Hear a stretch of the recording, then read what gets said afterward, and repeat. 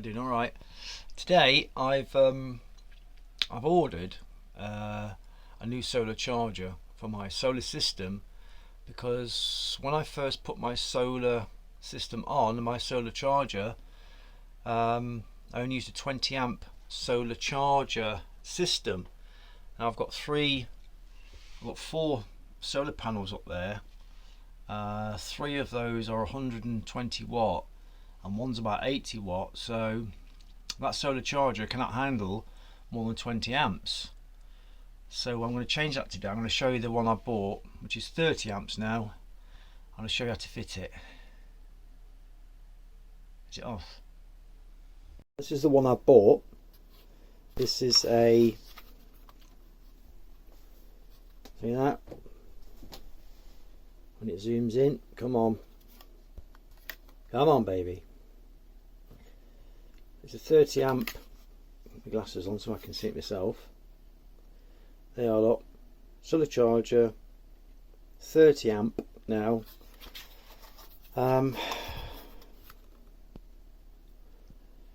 So your solar goes in there, battery goes in there, plus and minus, and I've got an exterior light that I use in the cabin bay that I'm going to put into there. Also got your USB, which I've never used that. I don't know what it's for. I suppose you can put it onto your laptop and monitor things, I suppose. That £7.99. That's a pretty good bargain, isn't it? Do you think so, Leon? Is that a bargain? Oh, massive bargain. Massive Couldn't bargain. get any better. Couldn't get any better, he says. It's a massive bargain, so there we are. It's official. So I'm going to stick that on and I'm going to show you how to do it. Thumbs up. This is my old solar charger. That's my exterior light going to Whammo there, which runs off solar. Unplug that and the light goes off. This is my solar charger now. It's only charging at 4.9 amps, 13 volts, 22 degrees, and that's your solar power going in there.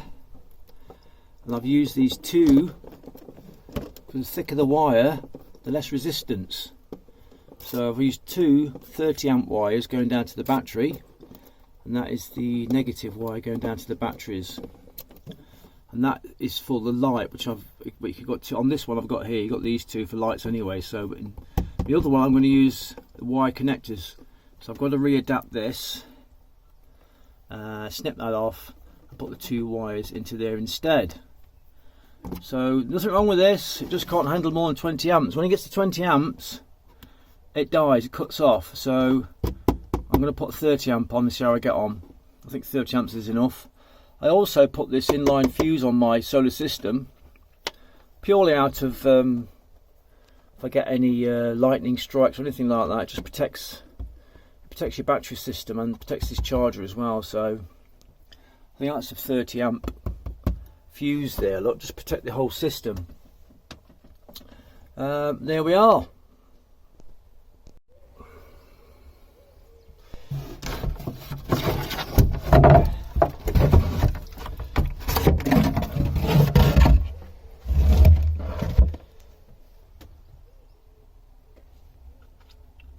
Let's go down to there, look, positive and do negative there, look. Shut off. So I'm going to disconnect these first from the batteries, making sure they do not touch in any way, shape or form. Disconnect these next, and then take the unit off. I've disconnected all the wiring, bearing in mind, remembering where the wires go. I put a bit of tape on the wires just to protect myself and anything, because they still are connected to the batteries. Look, there's a lot of power in there. So I'm just going to unscrew this at the moment, unscrew this, and get this off the wall, which is pretty easy, getting it off the wall like so. Save those screws. That little screw is gone. As you can see, this a lot smaller than my original one. Let's See, there's a lot less going off, and instead of looking at the screw holes there, they are actually underneath. So I'm going to put these wires in there first before I screw it onto the wall to make it easier for locating.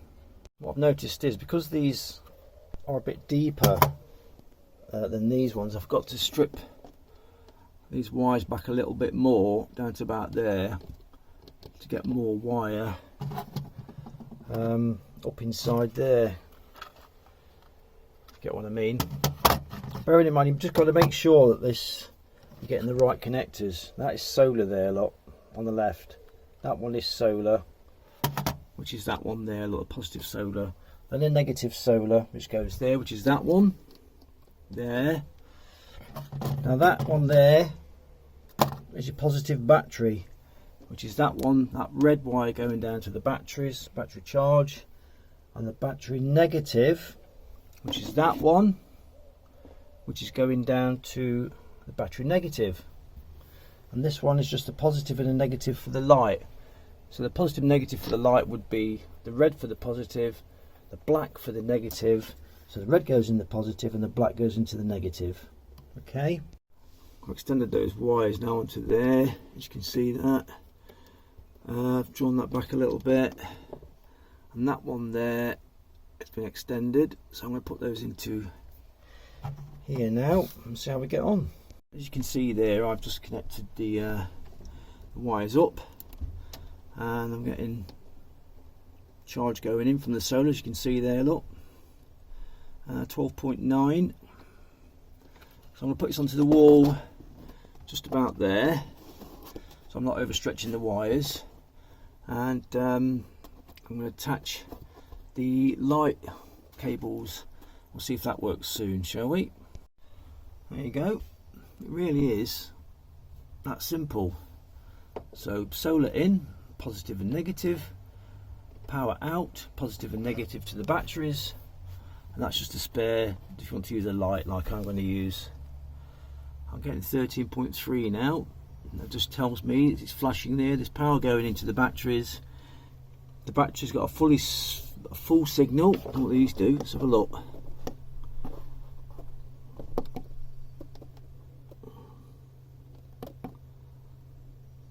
It's 6 volts. 10.7 volts is the minimum it'll go to, and it'll give me a warning. That's a night light. That's a light switch for there. So it's a pretty simple system. That's all you need. That's now converted that from a 20 to a 30 amp. Alrighty. So this switch here now is for, ooh, bit of a bad connection there. This switch here now is for this light here. They are on. When I leave it on, I put an external switch so it's easy to reach from the door, so they keep reaching across. So there you are, a simple fit of a solar charger controller.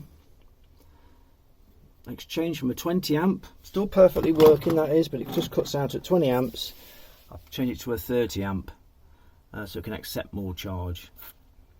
And there we are. You can see there it's quite happily accepting the charge. Look, from the solar panel, see it flashing. It gives the battery full voltage there, look. That shows me the batteries are fully charged, and I'm getting 12.9 volts going into the batteries, which is basically about 0.4 of a volt over what their resting rate is. So I'm not getting much of a charge today, but it's keeping the batteries topped up all day long, which is nice.